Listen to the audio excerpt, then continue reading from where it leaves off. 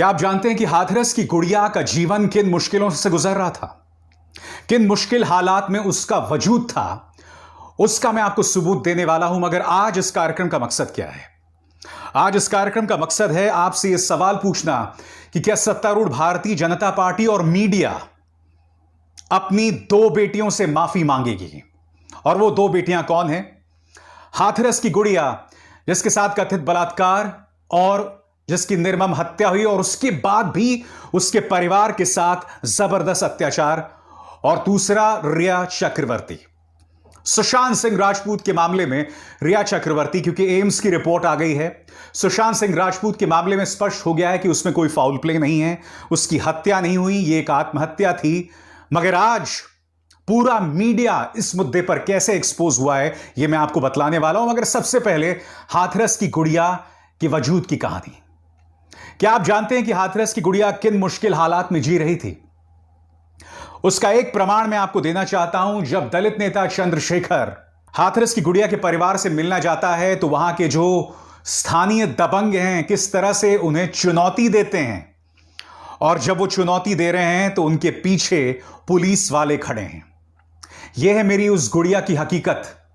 इन्हीं हालात में मेरी गुड़िया ने अपना जीवन, अपने 19 साल का जीवन बिताया था। किस तरह से वो लोग धमका रहे हैं, आप खुद देखिए।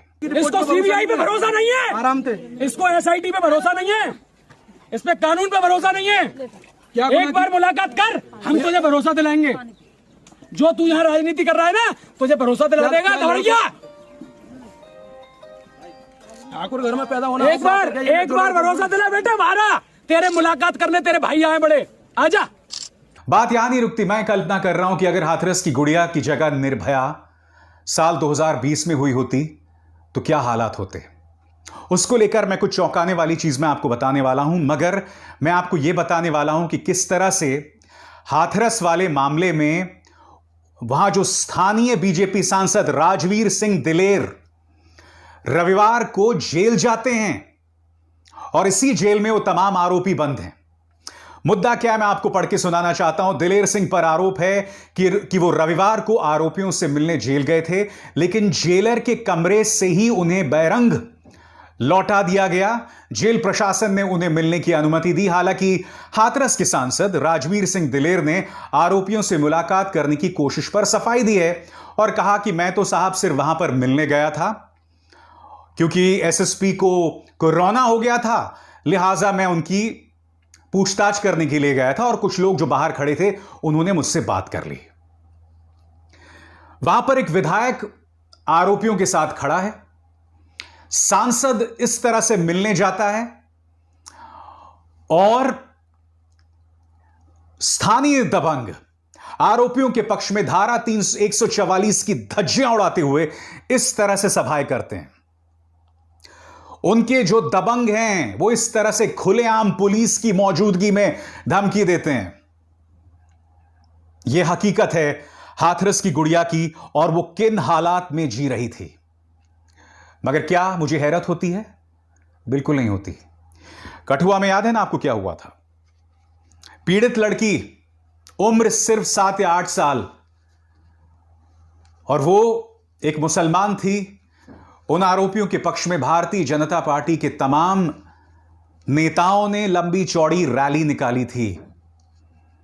2 मंत्री भी शामिल थे।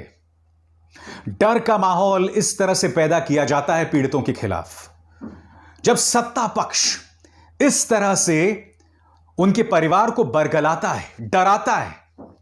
आज एक पक्ष कह रहा है कि साहब लड़की का बलात्कार नहीं हुआ तो कोई अत्याचार नहीं हुआ। कुछ लोग इसे अंतरराष्ट्रीय साजिश बता रहे हैं हाथरस और उत्तर प्रदेश को बदनाम करने के लिए। कुछ देर के लिए मैं कल्पना कर लूं कि उस लड़की ने मरते हुए बयान नहीं दिया था कि मेरे साथ गैंगरेप हुआ, और कई ऐसे प्रमाण न्यूज लॉन्ड्री से लेकर वायर के पड़ताल में जो पता चल रहा है कि लड़की के साथ जो हुआ, कई ऐसे प्रमाण सामने उभर कर आ रहे हैं जो इस बात की ओर इशारा कर रहे हैं कि उसके साथ गैंगरेप हुआ था। और सबसे बड़ी बात, हाथरस पुलिस ने मामले में धारा 376D के तहत मामला दर्ज किया है, जिसमें गैंगरेप का प्रावधान है। अगर मैं इन चीजों को भूल भी जाऊं तो आप कैसे कह सकते हैं परिवार के साथ अत्याचार नहीं हुआ? देर रात मां बाप की गैर मौजूदगी में अंतिम संस्कार कर दिए जाते हैं अजीबो गरीब हालात में। बेटी के साथ अत्याचार कैसे नहीं हुआ? और जो लोग ये कह रहे हैं कि उत्तर प्रदेश के अंदर अंतर्राष्ट्रीय साजिश हो रही है बदनामी की, तो मैं ये समझना चाहता हूं कि अंतर्राष्ट्रीय बदनामी किससे होगी? क्या अंतर्राष्ट्रीय बदनामी इससे होगी अगर यह संदेश जाए कि भारतीय मीडिया को पूरी आजादी है हाथरस मामले में स्वतंत्रता से रिपोर्टिंग करने की, संस्थाओं को पूरी आजादी है पीड़ित परिवार से मिलने की, पीड़ित परिवार के साथ कोई ज्यादती नहीं होगी, वो लोग अंतिम संस्कार अपनी मर्जी से कर पाएंगे? क्या इसको लेकर अंतर्राष्ट्रीय बदनामी होगी? और या फिर इन तमाम चीजों पर अगर पर्दा डाल दिया जाए और दमन किया जाए, उसको लेकर अंतर्राष्ट्रीय बदनामी होगी? क्या हमें इन सवालों का जवाब देने का प्रयास करेंगे माननीय मुख्यमंत्री योगी आदित्यनाथ? वो छुड़भैया जो है दीपक शर्मा, कल जब उसने स्याही फेंकी संजय सिंह के ऊपर, तो ये कहने लगा पीएफआई मुर्दाबाद। अब इसमें कुछ पाकिस्तान का एंगल भी ढूंढ लो, इस्लामिक चरमपंथ का भी एंगल ढूंढ लो। मैं आपसे कह रहा हूं कि देश की बदनामी कहां हो रही है? अगर मामले को दबाया जाएगा उसमें देश की बदनामी है, या हकीकत को आने दिया जाएगा उससे देश की बदनामी है? आज मैं सोच रहा हूं कि मेरी निर्भया बहन जिंदा होती और उसके साथ यह हादसा 2020 में हुआ होता तो क्या होता। मैं आपको एक चीज बताना चाहता हूं, निर्भया के जो आरोपी थे ना, आज भी कई लोग नहीं जानते कि निर्भया कौन है, उसका असली नाम क्या है, वो किस जाति से है, किस धर्म से है। मगर उसके आरोपी कौन है मैं आपको बताना चाहता हूं। मुकेश सिंह, विनय शर्मा, एक जुवेनाइल जो अल्पसंख्यक है मगर उसका नाम नहीं ले सकता, पवन गुप्ता, अक्षय ठाकुर। इसमें ठाकुर भी हैं, राजपूत भी हैं, बनिया भी हैं, शर्मा हैं। आज जो तमाम नेता, चाहे कठुआ गैंगरेप हो या फिर इस मामले में वो जातीय तर्ज पर ही तो हाथरस की गुड़िया के जो गुनाहगार हैं उनके साथ खड़े हैं। और मैंने आपको बताया निर्भया के साथ, निर्भया के आरोपियों, अगर निर्भया के साथ आज ये हुआ होता तो उसके आरोपियों के साथ भी इसी तरह से क्या सत्ता पक्ष खड़ी होती? क्योंकि ये पहली बार नहीं है भाई। यही कठुआ गैंगरेप की पीड़िता के साथ हुआ था, उसके खिलाफ भी इसी तरह से भारतीय जनता पार्टी के नेता खड़े हुए थे, और अब ये भी। आज मैं आपसे पूछना चाहता हूं, अंतर्राष्ट्रीय बदनामी किसमें है और कर कौन रहा है? बात यहां नहीं थमती दोस्तों, क्योंकि कुछ इसी तरह की बदनामी हर जगह हो रही है, एक दूसरे मामले में भी हो रही है। और वो कौन है? रिया चक्रवर्ती। रिया चक्रवर्ती में जो हुआ है वो तो कल्पना से भी विचित्र है, और उसके भी कुछ तथ्यों को आपके सामने लाया जाना बेहद जरूरी है। क्या क्या, आइए सुनते हैं। रिया के मामले में मुझे बहुत चीजों पर ताज्जुब हो रहा है। मसलन जैसे ही एम्स की रिपोर्ट आई तो कई न्यूज चैनल्स बनाना रिपब्लिक चैनल पर चढ़ गए, ये कहने लगे कि क्या अब रिपब्लिक चैनल जो इस मामले को हत्या बता रहा था वो यू टर्न लेगा? क्या उससे अपने रवैये पर, अपनी रिपोर्टिंग पर शर्म आएगी? पहले ये मिसाल देखिए, टाइम्स नाउ के मुंह से मैं जब सुनता हूं तो मुझे बहुत हंसी आती है दोस्तों, क्योंकि टाइम्स नाउ वो चैनल है जिसने अपनी तरफ से शालीनता की तमाम हदों को पार किया रिया चक्रवर्ती मामले में। यही नहीं, आपको याद होगा किस तरह से इन्होंने इस तस्वीर के जरिए सुशांत सिंह राजपूत की लाश की तस्वीर को अपने चैनल पर पेश किया था। और रही बात रिपब्लिक की, तो रिपब्लिक का जो एंकर है अर्नब गोस्वामी किस तरह से चिल्ला रहा था कि कहां हो सलमान, कहां हो सलमान। देखिए देश की जनता को किस तरह से मूर्ख बनाया जाता है ना, इसकी मैं आपको मिसाल देना चाहता हूं। पहले ये वीडियो देखिए किस तरह से सलमान को चुनौती दे रहा था, सलमान खान को। देखिए कहां छिपा हुआ है? ड्रग्स माफिया के बारे में एक आवाज क्यों नहीं उसकी? क्या बातें कर रहे हैं? बात क्या हो रही थी और कहां जा रहे हैं आप? बोलती बंद क्यों? अर्नब जी आप क्या बोलती नहीं, मैं बोल रहा हूं, मैं पूछ रहा हूं, जवाब देना, मैं पूछ रहा हूं सलमान खान का नाम लेकर। अर्शे को भी मैं जवाब देना, कहां है सलमान खान? सलमान, एक आवाज नहीं उठी, एक स्टेटमेंट नहीं, एक ट्वीट नहीं, पर्सनल क्या? मैं पूछ रहा हूं, सलमान खान कहां है? पूरे दिशा सालियान वाले मामले में चुप क्यों हो सलमान? चुप क्यों हो सलमान? अब इसी रिपब्लिक चैनल में देखिए, बिग बॉस का विज्ञापन चल रहा है।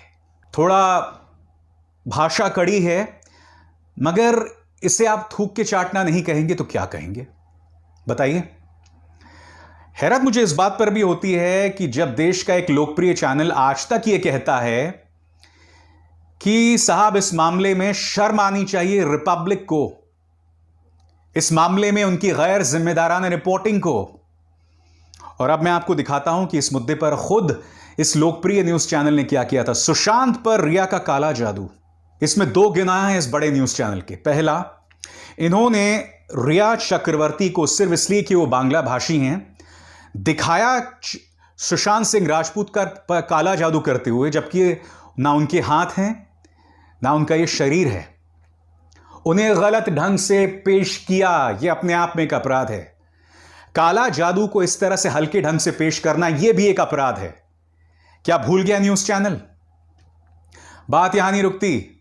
सुशांत को जो न्यूज चैनल, ये जो आज तक लगातार कह रहा है रिपब्लिक पर हमला कर रहा है, सुशांत को दिया गया था जहर। इनके प्रोग्रामों की शीर्षक देखिए, आत्महत्या या हत्या। रिया ने सुशांत पर किया था जादू टोना, लव, ड्रग्स और धोखा। इन्होंने शर्म और हया की तमाम तस्वीरों को पार कर दिया है, तमाम हदों को पार कर दिया है। और अब यह हमसे उम्मीद कर रहे हैं कि हम इनके साथ सहानुभूति जताएं। रिया चक्रवर्ती के साथ न्यूज चैनल्स ने जो किया, उन्हें माफी मांगनी चाहिए। और यह भूल जाइए, श्रद्धा कपूर, सारा अली खान, दीपिका पादुकोण के साथ जो किया जा रहा था, कि हम जिम्मेदार हैं। जिम्मेदार ये नहीं है, आपको लगातार बेवकूफ बनाया जा रहा है हर मामले में। चाहे हाथरस को एक अंतर्राष्ट्रीय साजिश के तहत उत्तर प्रदेश को बदनाम करने वाली बात कहना, या फिर इस मामले में, इस पूरे मामले में सुशांत सिंह राजपूत के जरिए रिया चक्रवर्ती को बदनाम करना। क्यों? क्योंकि रिया एक बांग्ला भाषी हैं, उनके जरिए काला जादू जोड़ लो। वो एक महिला हैं, इसलिए बहुत सॉफ्ट टारगेट हैं। क्योंकि जितने भी ड्रग एडिक्ट थे, जितने भी ड्रग्स का सेवन करने वाले थे, वो एक्ट्रेसेस ही थी। श्रद्धा, सारा अली खान, दीपिका पादुकोण, कोई मेल नहीं था, कोई पुरुष नहीं था। और इस पूरे मामले में हुआ क्या, मैं आपको बताता हूं। इस पूरे मामले में सुशांत सिंह राजपूत बदनाम हो गया, क्योंकि हर जगह से यह बयान सामने उभर कर आया कि सुशांत सिंह राजपूत अपने वैनिटी वैन में ड्रग्स लिया करते थे, और सारी हदें पार हो गई। इसलिए मैं आज आपसे पूछ रहा हूं कि क्या समाज और भारतीय जनता पार्टी हाथरस की गुड़िया और रिया चक्रवर्ती से माफी मांगेंगे? बहुत जरूरी है, क्योंकि इसी माहौल में निर्भया के साथ क्या होता, सोच के भी सिहरन पैदा होती। अभिसार शर्मा को दीजिए इजाजत। नमस्कार।